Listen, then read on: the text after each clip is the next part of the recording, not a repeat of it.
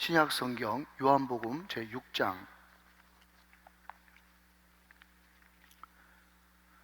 1절로 14절의 말씀까지를 같이 보겠습니다.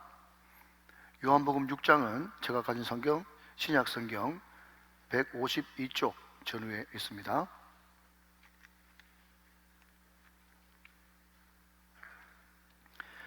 찬양하시는 동안에 광고 하나만 더 드리면, 우리 교회에서 전도사님을 수고하셨던 김재준 전도사님은 지난 월요일 날 강도사 인을 받아서 이제 김재준 강도사님이 되셨습니다. 강도사 1년인데 그때 계속 전도사님을 부르면 굉장히 기분 나쁩니다. 그래서 꼭 강도사님 두 번 불러주시길 바라고, 또 우리 육성호 장로님, 또 김현식 장로님 이제 장로님 되셨습니다. 집사님 부르면 굉장히 마음에 상처받습니다. 그래서 호칭에 좀 유의하셔서 존중해 주시면 대단히 감사하겠습니다. 요한복음 6장 1절부터 14절의 말씀, 이 계시 말씀을 한 절씩 나누어서 교독하시고 마지막 절 합독하실 때 살아계신 하나님의 음성을 들을 수 있기를 원합니다. 1절, 그 후에 예수께서 디비라의 갈릴리 바다 건너편으로 가시매 큰 무리가 따르니 이는 병자들에게 행하시는 표적을 보았음이로라. 예수께서 산에 오르사 제자들과 함께 거기 앉으시니 마침 유대인의 명절인 유월절이 가까운지라.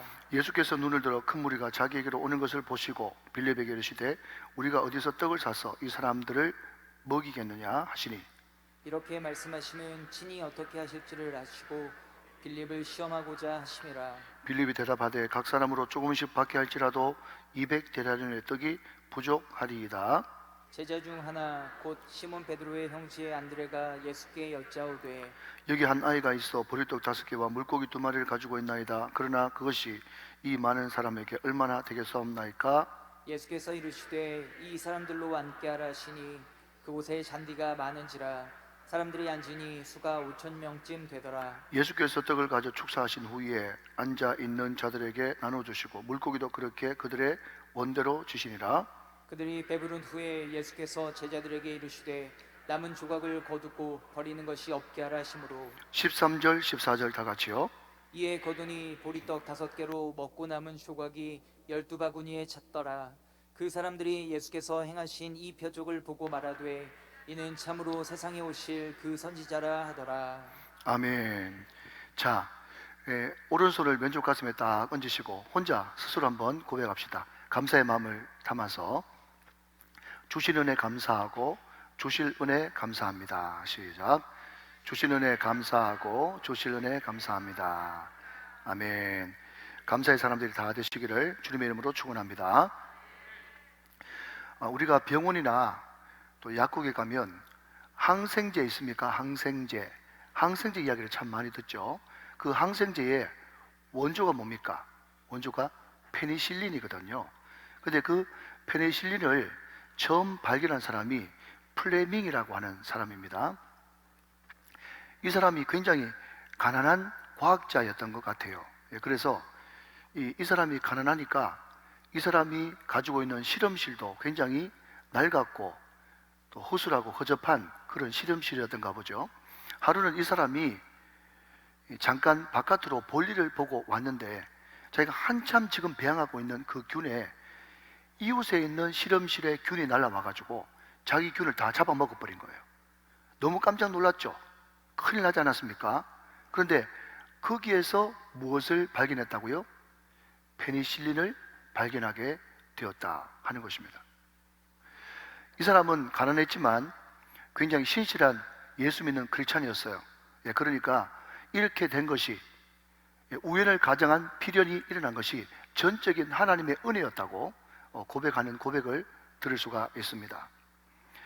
진짜 세계적인 과학자가 이런 이야기를 했습니다. 진짜 과학자는 연구하다가 갑자기 실패에 가까운 엉뚱한 결과가 나와도 그것을 새로운 각도로 더 좋게 응용할 수 있어야 진짜 과학자다, 그런 이야기를 했습니다. 무슨 이야기죠? 진짜 실력 있고 진짜 그 분야의 전문가는 그것이 실패했을지라도 또 그것이 실패처럼 보였다고 할지라도 그것을 역전시킬 수 있는, 바꿀 수 있는 능력이 있어야 진짜 대가다, 그런 말을 하고 있는 것이겠죠. 여러분, 제가 이 말씀을 드리는 이유는 오늘 우리가 살펴보고 있는 이 오병이어의 기적, 그 배경이 만만치 않는 배경을 가지고 있다는 것에서 이 말씀을 드리는 것입니다. 자, 여러분 오늘 보면 1절을 보시면, 오늘 보면 1절은 그 후에 예수께서, 그 후에라고 하는 말로 시작하고 있습니다. 자, 여러분 그 후가 있다는 것은 그 전도 있었다는 것을 이야기하고 있죠. 그러면 오병이어를 일으키기 전에, 그 전에 무슨 일이 있었는가? 먼저 여러분 참고로 말씀드리면 예수님의 수많은 기적이 있습니다. 성경에요. 그것을 기적이라고 이야기하지 않고, 다음 주에 더 말씀드리겠습니다만은 표적이라고 이야기합니다. 어떤 뚜렷한 사인, 그것을 통해서 말씀하고자 하는 메시지가 그 안에 다 있다는 거죠. 우리는 흔히 마태, 마가, 누가 이 세 복음서를 공감복음이다 그렇게 이야기해요. 공통적인 관점에서 보는 성경 복음책, 이런 뜻이죠. 근데 거기에 요한복음을 하나 덧붙이면 사복음서 이렇게 이야기합니다. 그러니까 공감복음이라는 말이 있고 사복음서라고 하는 말이 있는 걸 보면 요한복음과 나머지 세 책, 뭐죠? 마태, 마가, 누가복음은 좀 관점의 차이가 있다, 그것을 의미하고 있는 말이겠죠. 그렇지만 여러분, 예수님이 이렇게 많은 표적들이 있는데 그 표적 중에 유일하게 사복음서에 다 들어가 있는 표적이 오늘 본문에 등장하는 오병이어의 표적입니다. 이 말은요, 그만큼 이 오병이어가 던지는 메시지가 크고 중요한 위치를 차지하고 있다라는 것을 반증해 주는 말입니다. 다시 돌아가서, 그러면 이 오병이어의 기적이 일어나기 전에, 그 전에 무슨 일이 있었는가? 오늘 본문에 병행 구절이 되어지는 누가복음 9장 6절 말씀을 우리 같이 한번 보도록 하겠습니다. 제자들이 나가 각 마을에 두루 다니며 곳곳에 복음을 전하며 병을 고쳤다 그랬어요. 여러분, 우리가 읽진 않았지만 누가복음 9장 1절 2절 말씀을 보면 예수님께서 제자들을 택하시고 그 제자들에게 병 고치는 능력을 주시고 또 귀신을 쫓아내는 권능을 주셔가지고 둘씩 짝지어가지고 마을에 두루 다니면서 복음 전해라 내보내셨습니다.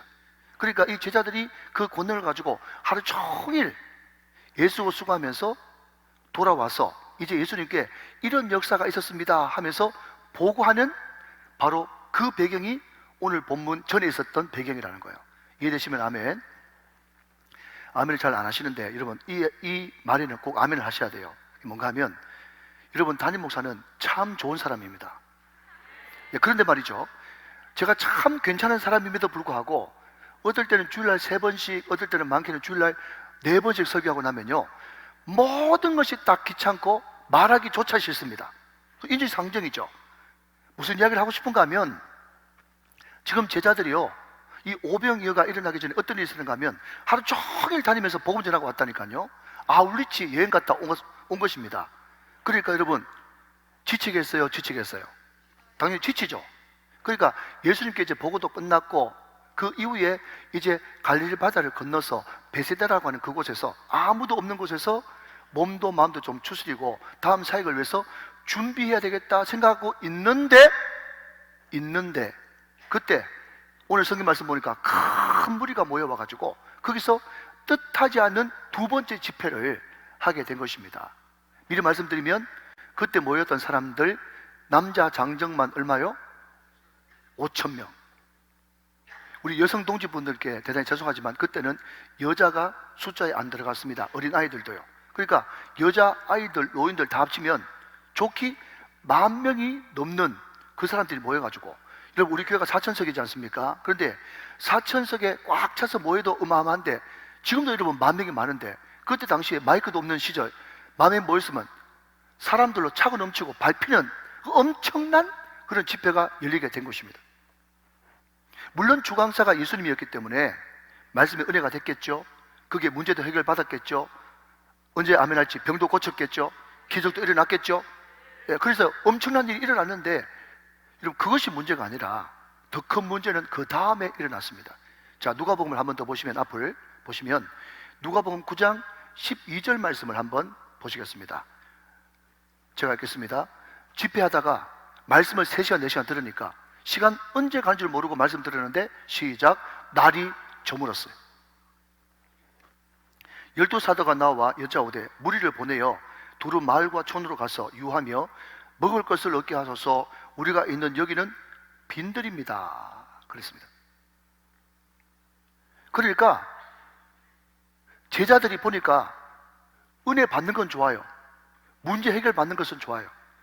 우리도 다 경험해봤지만 여러분, 우리가 말씀이 꿀송이보다 더 달고 은혜 받고 기도하고 눈물 흘리고 회개하고 그러면 배고픈 줄 모르잖아요. 그런데 우리도 육을 가진 인간인지라 그 집회가 끝나면 그때부터 갑자기 급 피곤, 급 치장기가 몰려드는 것은 인지상정입니다. 여러분, 이것을 아신 우리 예수님께서 오늘 본문도 마찬가지지만 그 뒤에 나오는 칠병이어입니까? 네, 칠병이어 사건, 그게 보면 똑같이 4,000명을 먹인 사건이 등장합니다. 그때는 무려 한나절이 아니라 사흘 동안 있었습니다. 그런데 그 집회에 참석해서 은혜 받고 눈물 흘리고 회개하는 그 사람들을 우리 주님이 너무너무 안타깝게 생각하셔서 우리 예수님은 이런 마음으로 오병이를 일으키시고 칠병이어의 기적을 일으킨 사건이 나옵니다. 자, 여러분, 마태복음 15장 32절의 말씀인데요, 앞을 보시면서 예수님의 그 따뜻함과 인자하심, 다정다감을 느끼면서 저와 같이 한번 읽어보도록 하겠습니다. 낭독자는 읽을 필요가 없습니다. 자, 마태복음 15장 32절의 말씀 같이 한번 읽어볼까요? 시작. 예수께서 제자들을 불러 이르시되 내가 무리를 불쌍히 여기노라. 그들이 나와 함께 있은지 이미 사흘임에 먹을 것이 없도다. 길에서 기진할까 하여 굶겨 보내지 못하겠노라 그랬어요. 여러분, 여기서 등장하는 이 불쌍히 여긴다라고 하는 이 말도 우리가 몇 주 전에 들었던 그 유명한 헬라어 단어 스플랑크 니조마이 라는 단어를 동일하게 쓰고 있어요. 불쌍히 여기는 거예요.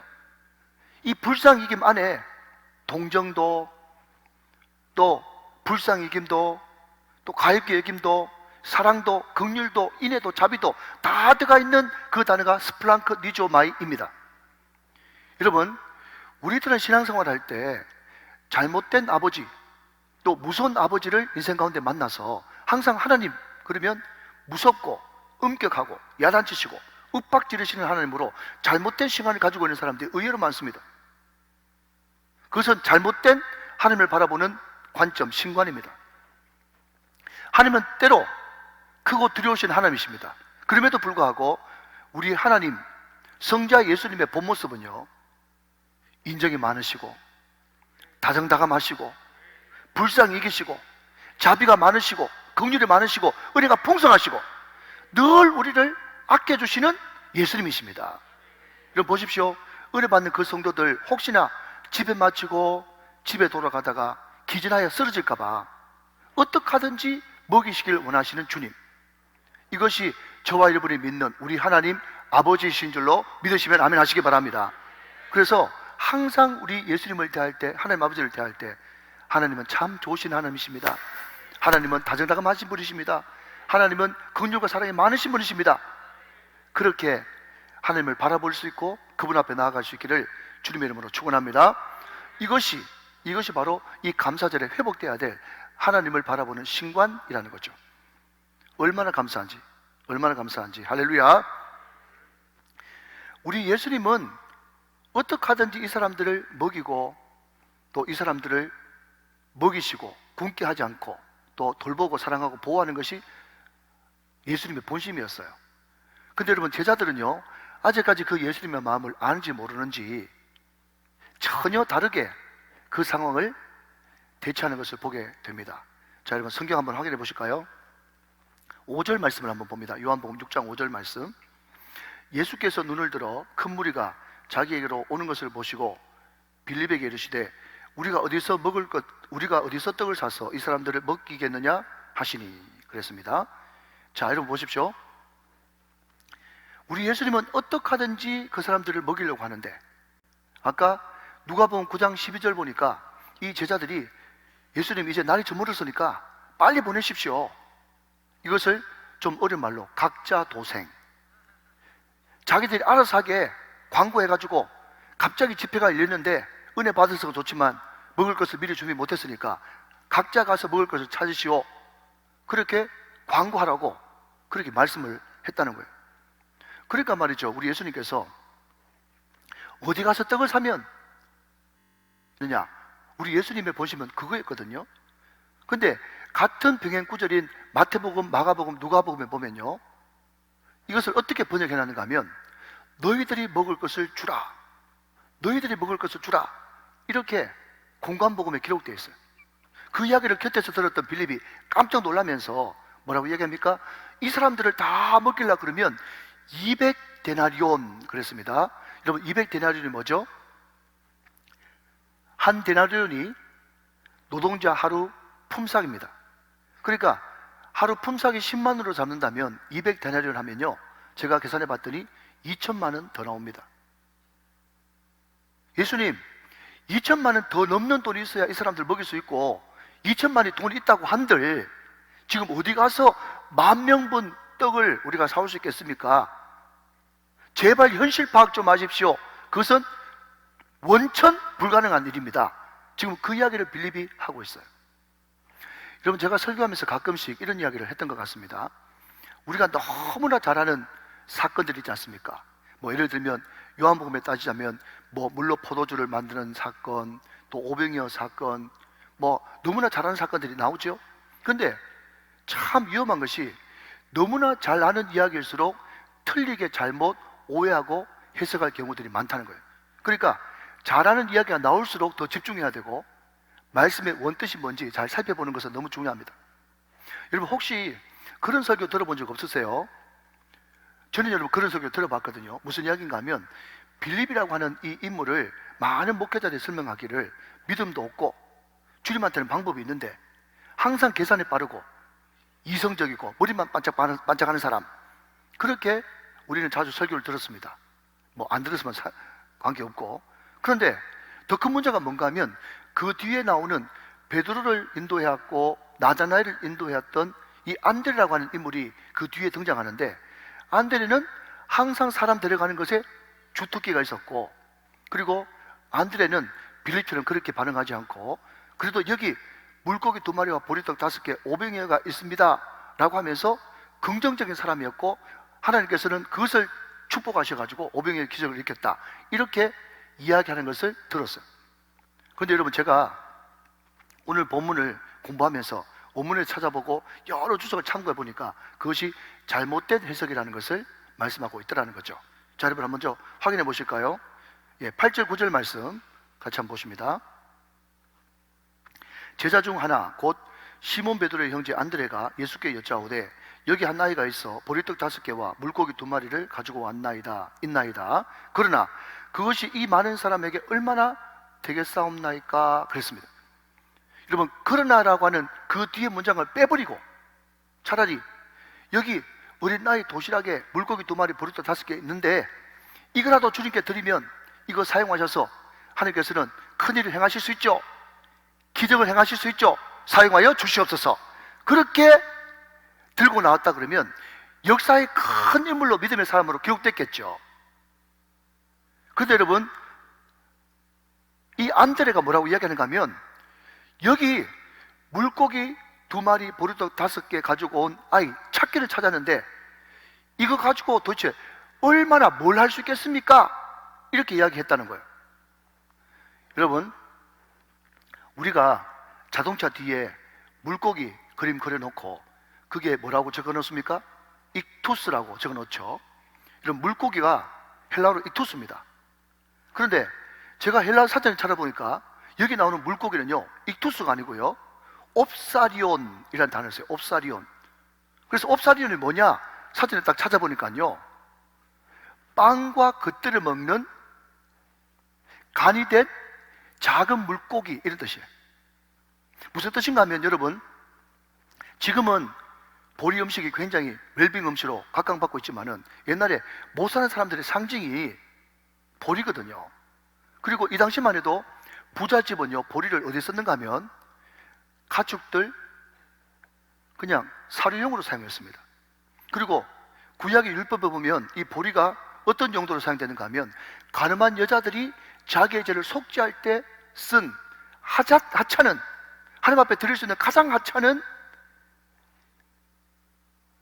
주식 중에 하나가 보리였어요. 그러니까 그 퍽퍽한 보리 떡을 말이죠, 그냥 먹으면 목구멍이 안 넘어가는 거예요.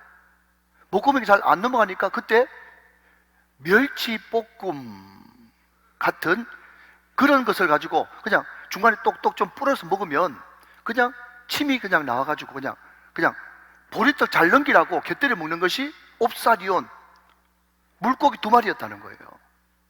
그러니까 여러분, 이 안드레가 물고기 2마리 보리떡 5개밖에 없는데 이것 가지고 뭐 하겠습니까? 라고 하는 말은 뭔가 하면 택도 없는 생각 좀 그만하고 현실 감각 좀 가지십시오 라고 하는 그런 느낌이 정확하게 맞는 느낌입니다. 이해되시면 아멘. 그런데 말입니다, 여러분, 빌립과 안드레가 주님 앞에 가졌던 이 행동, 태도 있지 않습니까? 이것이 과연 빌립의 안드레에 머물고 우리하고는 전혀 상관없는 행동인가 하는 것입니다. 여러분, 저는 어떻습니까? 여러분은 모르죠. 저는 알죠. 여러분은 어떻습니까? 여러분 알고 저는 잘 몰라요. 여러분, 우리 교회는 어떻습니까? 저도 알고 여러분도 알죠. 지금 여러분 한국교회는 어떻습니까? 우리가 다 공감할 거예요.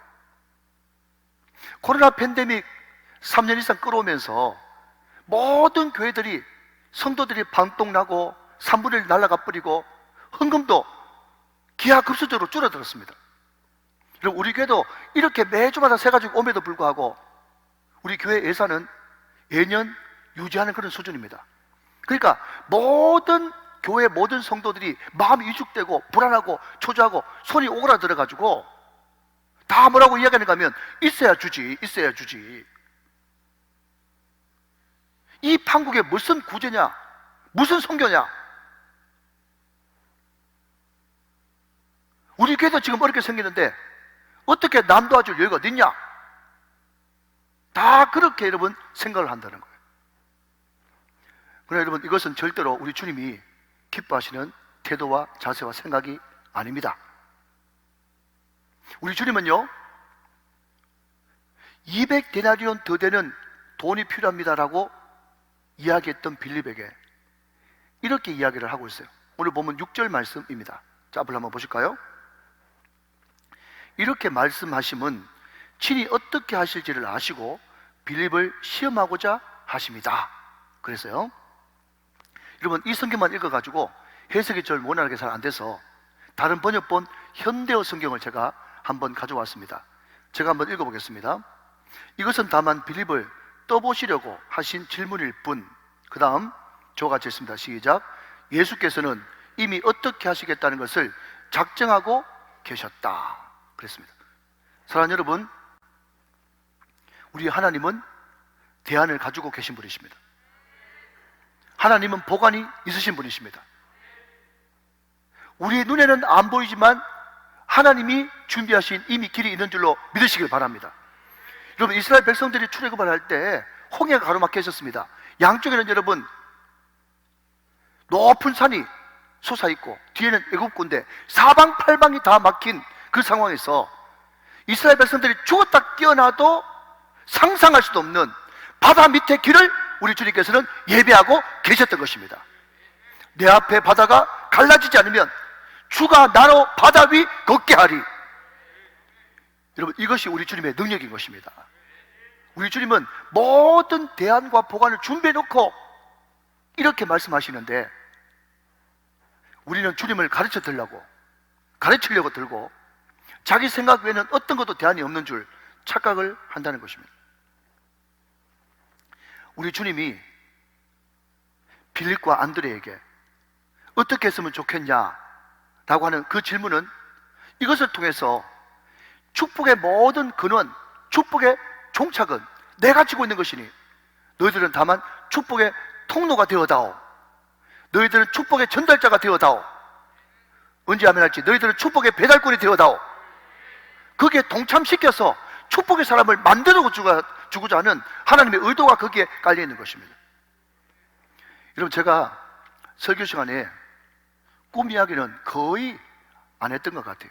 제가 우리 교회에서 지금 12년 차를 보내고 있는데요, 꿈 이야기는 거의 설교 시간에 해본 적이 없어. 그런데 여러분, 저도 때로는 꿈을 꾸는 사람이거든요. 그럼 제가 여러분에게 오랜만에 꿈 이야기를 하나 들려드릴게요. 이것은 만들어낸 소설도 아니고 꿈이라는 이야기도 아니고 제가 직접 꿨던 꿈입니다. 근데 그게 꾼 꿈이 말이죠, 2002년 월드컵 한참 할 때 제가 그 꿈을 꿨어요. 진짜 꿨거든요. 예, 들어보고 또 목사님 지어낸 거 아닌가 그렇게 이야기하지 마시고 2002년도에 꿈을 꿨어요.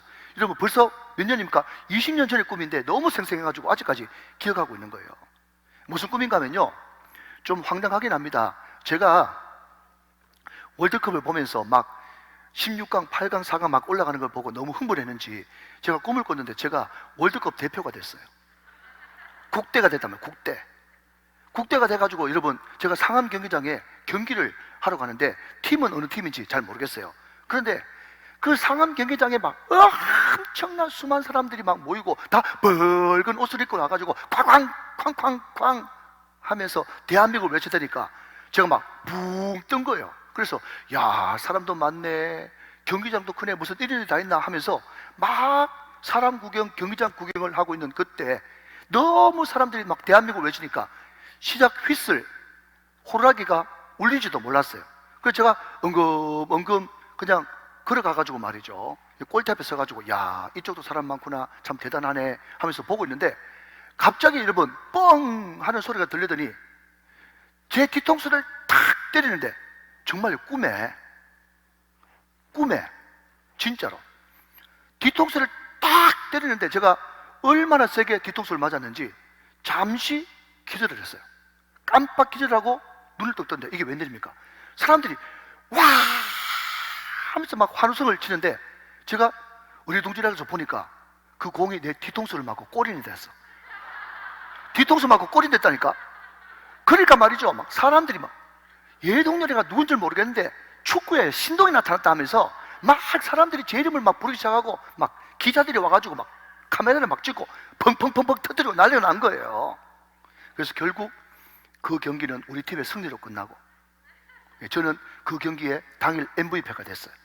그래가지고 높은 자리에 막 서가지고 말이죠, 제가 큰 트로피와 부상을 받는데 좀 더 그 꿈을 꾸고 싶은데 고마 잠이 깬 거예요. 그래서 제가 그때 한 번 더 잠을 들여보려고 아무리 노력해도 잠이 안 들고 그래가지고 다음 경기 출전 못하고 제가 꿈에서 깼단 말이에요. 여러분 무슨 이야기인가 하면요, 잘 들어보십시오. 여러분, 우리가 구약을 흔히 율법이라고 부르고 신약을 복음이라고 부르잖아요. 복음. 근데 여러분 율법이 뭔지 아십니까? 율법은요 계속해서 하라 하지 말라 248, 365 총 613가지의 율법을 하라 하지 말라 그래가지고 해야 돼, 해야 복받아, 안 하면 저주받아. 그게 율법이라는 거예요. 근데 여러분 복음은 뭔지 아십니까? 복음은요 해봐야 소용없어, 해봐야 죽어. 그게 복음이에요. 목사님 거꾸로 된 거 아닙니까? 맞아요. 복음은요 해봐야 소용없어, 해봐도 죽어. 그게 복음이에요. 그러면 아무것도 안 하고 그럼 뭐 하는데요? 그렇게 이야기한다면 네가 할 건 없어, 우리 주님이 다 하셨어. 그게 복음이에요. 우리 주님이 우리를 택하셨죠. 우리 구원을 위해서 십자가 지시고 우리 죄 문제 해결하셨죠. 그분이 3일 만에 부활하심으로 우리를 의롭다고 칭해 주셨죠. 성령 보내주셔서 우리 마음속에 계시죠. 여러분 급할 때마다 피할 길 열어주시죠.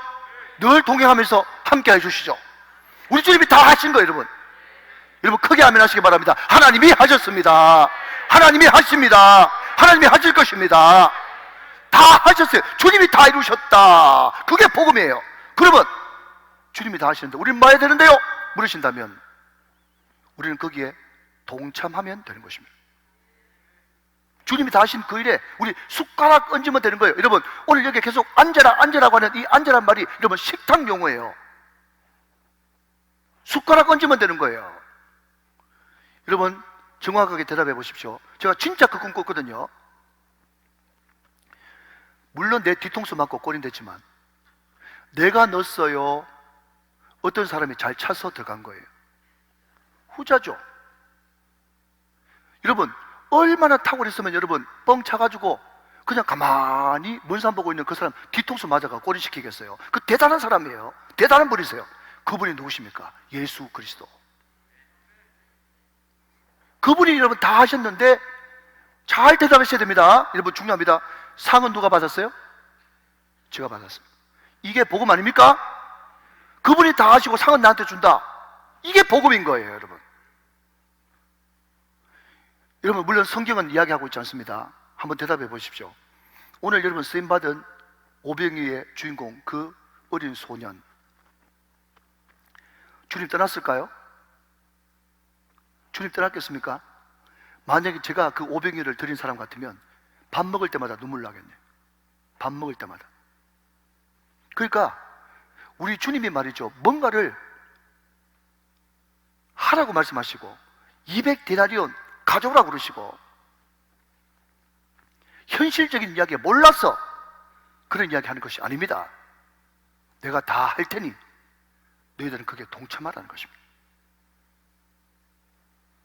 최선을 다해서 오병이어 아무것도 아닌 멸치 2마리, 보리떡 5개라도 하나님 앞에 드리면 하나님께서 그것을 마중물로 해서 얼마든지 일을 하실 수 있다. 물론 여러분, 오병이어 없어도 괜찮아요. 여러분, 4대6, 7대3, 100병이라도 괜찮습니다. 그게 문제가 아닙니다. 하나님 다 하신다니까요. 중요한 것은 우리가 거기에 기쁨으로 동참하느냐, 그게 중요한 것입니다. 여러분, 제가 참 부끄럽지만 가을 새벽 여행할 때마다 강단기도 하거든요.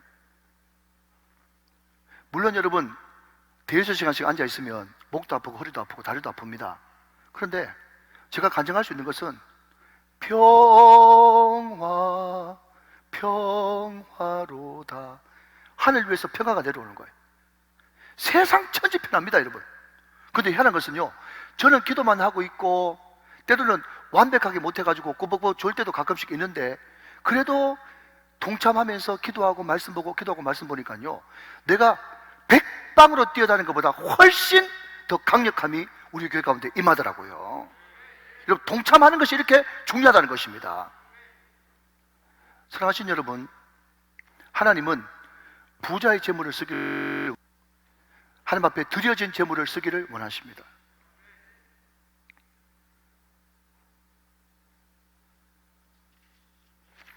여러분, 하나님은요, 날마다 주님과 동행하면서 가진 자를 통해서 일하는 것이 아니라 드린 자를 통해서 일하는 것을 기뻐하십니다. 오늘 여러분, 이 말씀을 마음속에 잘 간직하고 날마다 주님께 가르치려 들지도 마시고 또 여러분이 하려고도 하지 마시고 주님 하신 모든 이루신 놓으신 일에 기쁨으로 동참하는 저와 여러분 다 되시기를 주님의 이름으로 축원합니다.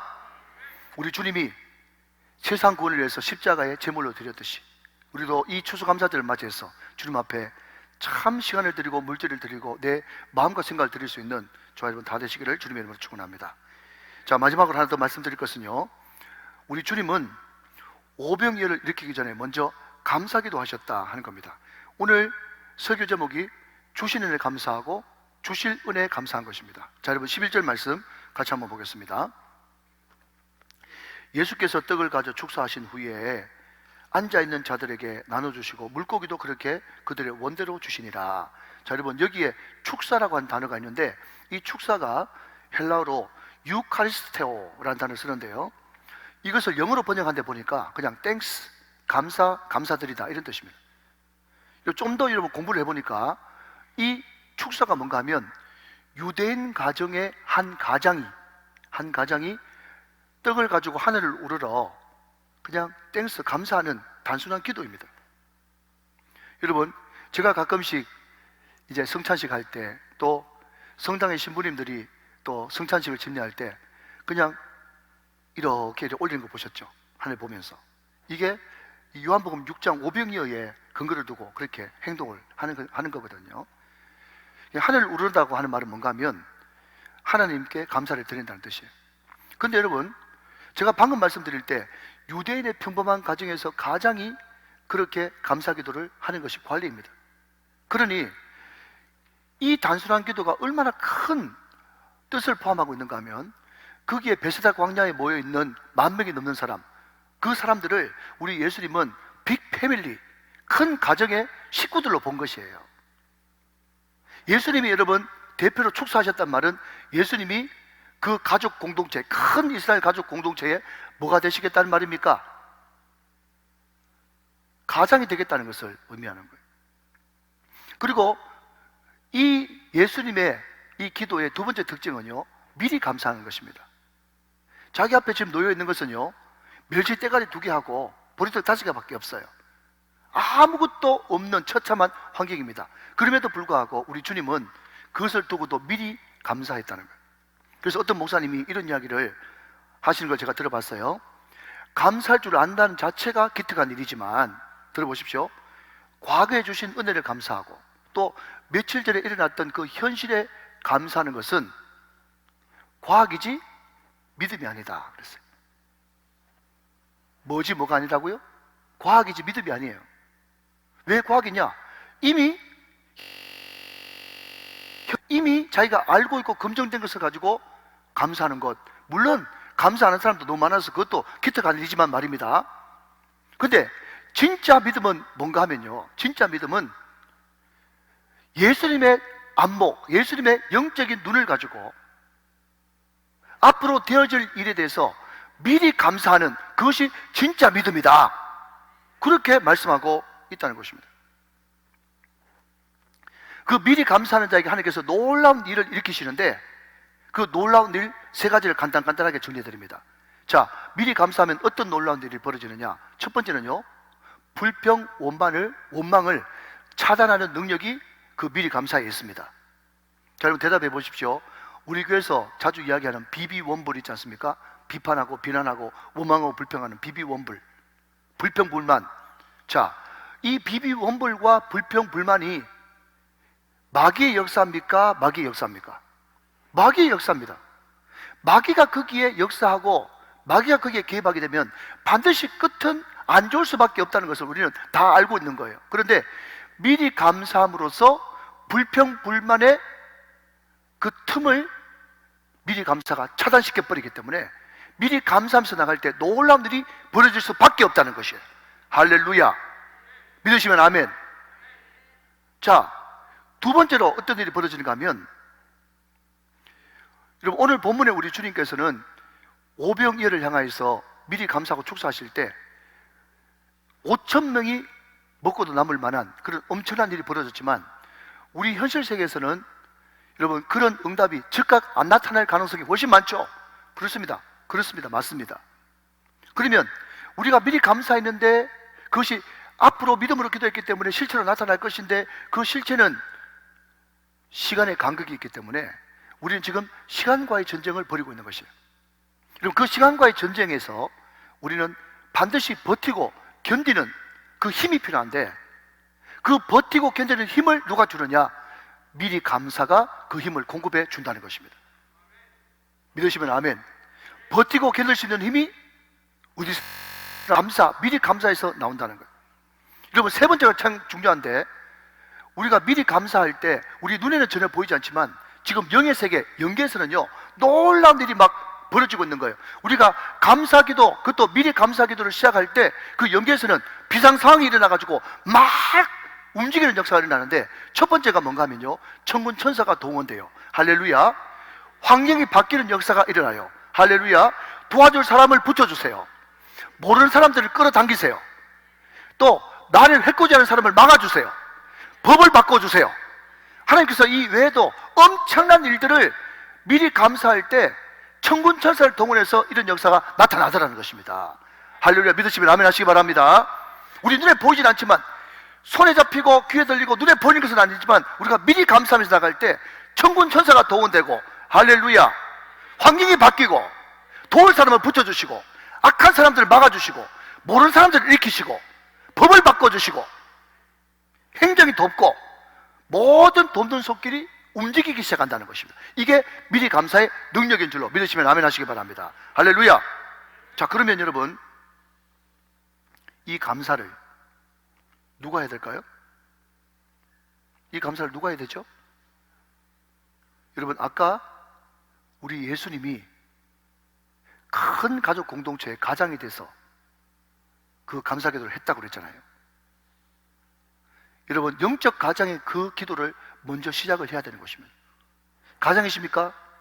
먼저 자녀들을, 우리 집안 문제를, 또 우리 가정의 구원 문제를 막혀있는 모든 것들을 열어달라고 가장들이 기도하시길 바랍니다. 기도할 때 축복의 하이웨이가 깔리기 시작하는 것입니다. 여러분 직장의 사장이십니까? 또 여러분 직장 다니고 있습니까? 일터가 있습니까?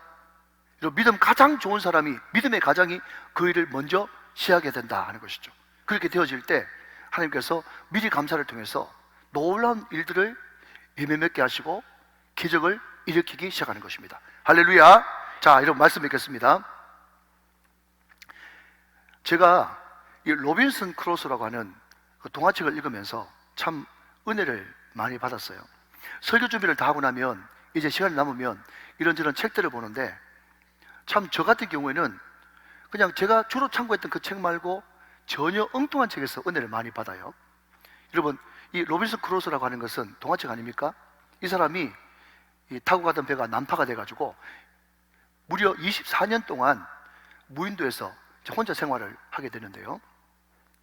그럼 제가 그 책을 읽으면서 감동받았던 것은 뭔가 하면 이 사람이 그 무인도에 도착하고 난 다음에 가장 먼저 했던 것이 감사 일기를 쓰기 시작했다는 거예요. 참 놀랍죠? 뭐가 감사하냐? 그랬더니요, 다른 사람 다 죽었는데 혼자 살아남을 수 있어서 감사하고, 이 무인도에 먹을 수 있는 물이 있어서 감사하고, 아멘 할 때까지 또 해야 되겠다. 또 그 무인도에 과일이 있으니까 먹을 것이 있어가지고 안 굶어 죽으니 감사하고, 그 섬이 무슨 섬인지 모르겠지만 따뜻한 기온이 계속 되어지니까 1년 40 내내 말이죠. 그러니까 옷이 없어도 안 얼어 죽으니까 감사하고, 감사할 것이 하나 너무너무 많다라는 거예요. 감사일기를 쓰기 시작했어요. 근데 이 사람이 각고의 노력 끝에 온누막을 이렇게 지어가지고 가만히 무료하게 누워있어 보니까 이 사람 잘못하면 정신이 이상자 되겠거든. 혼자 있으면 여러분 사람이 정상적인 사람이 될 수 없잖아요. 그래서 여러분 그것을 좀 영어로 이야기하자면 루틴이라 그래요. 루틴. 뭔가 하면 매일마다 안 빠지고 내가 정신 이상자가 안 되고 온전히 크리스찬으로 살기 위해서 내가 매일매일 안 빠지고 해야 될 것을 발견했는데, 여러분 놀라운 것은 여기서 제가 더 놀랐어요. 뭐를 하기로 했는가 하면 두 가지인데, 하나는 하루에 성경 3번 읽어야 되겠다. 어디서 많이 들어보지 않았어요? 하루에 성경 3번 읽어야 되겠다. 그것을 자기가 결단했다는 거예요. 그리고 매일마다 하나님 앞에 감사기도 드려야 되겠다. 제가 이걸 보면서 333이 여기 있구나. 제가 그렇게 생각했어요. 여러분 333은요 죽은 자도 살립니다. 할렐루야. 믿으시기 바랍니다. 여러분 말씀 끝내겠습니다. 우리는 흔히 이런 말 들어보셨죠? 우리 인생이 두 종류인데, 하나는 목적도 없이 방황하는 표류하는 인생이 있고, 어떤 뚜렷한 목적을 가지고 가는 항해하는 인생이 있다 그랬습니다. 여러분 표류하는 인생이 뭘까요? 참으로 여러분 안타깝지만 오늘 본문에 나오는 아직까지 성령 받고 거듭나지 못한 빌립과 안드레처럼 늘 계산하고 자기 생각으로 주님 가르치려고 들고 늘 부정적인 사고방식, 이런 사고방식을 가지고 사는 사람들은요 그 인생 표류하는 인생이 되고 맙니다. 그러나 우리 예수님처럼 영혼들을 불쌍히 여기는 마음,